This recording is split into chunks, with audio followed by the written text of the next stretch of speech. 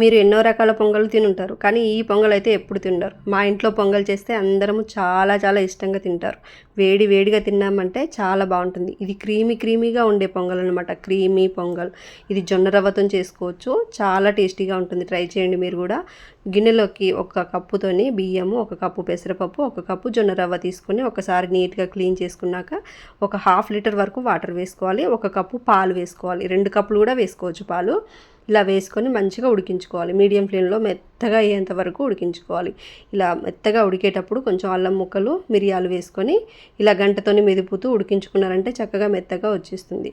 ఇలా బాగా ఉడికిన తర్వాత టేస్ట్కి తగినంత సాల్ట్ వేసుకోవాలి. ఇలా ఉడికేటప్పుడే కొంచెం సాల్ట్ కూడా వేసుకొని అంతా కలిసేటట్టు మంచిగా కలుపుకొని స్టవ్ ఆఫ్ చేసుకొని దీన్ని పక్కన పెట్టుకోవాలి. ఇందులో పోపు వేసుకోవడం కోసం చిన్న గంటలోకి 1 స్పూను నెయ్యిని వేడి చేసుకొని కొంచెం అంటే కొంచెం జీలకర్ర, ఒక ఎండుమిరపకాయ, ఇంకా కొంచెం అల్లం ముక్కలు, కరివేపాకు వేసుకొని వేయించుకొని స్టవ్ ఆఫ్ చేసుకొని ఇది వేడిగా ఉన్నప్పుడే పొంగల్లో కలిపేసుకోవాలి.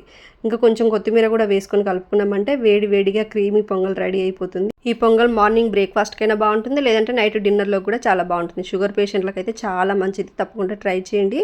వీడియో నచ్చితే లైక్ చేయండి, షేర్ చేయండి, రీపోస్ట్ కొట్టి ఫాలో చేయండి. Thank you for watching.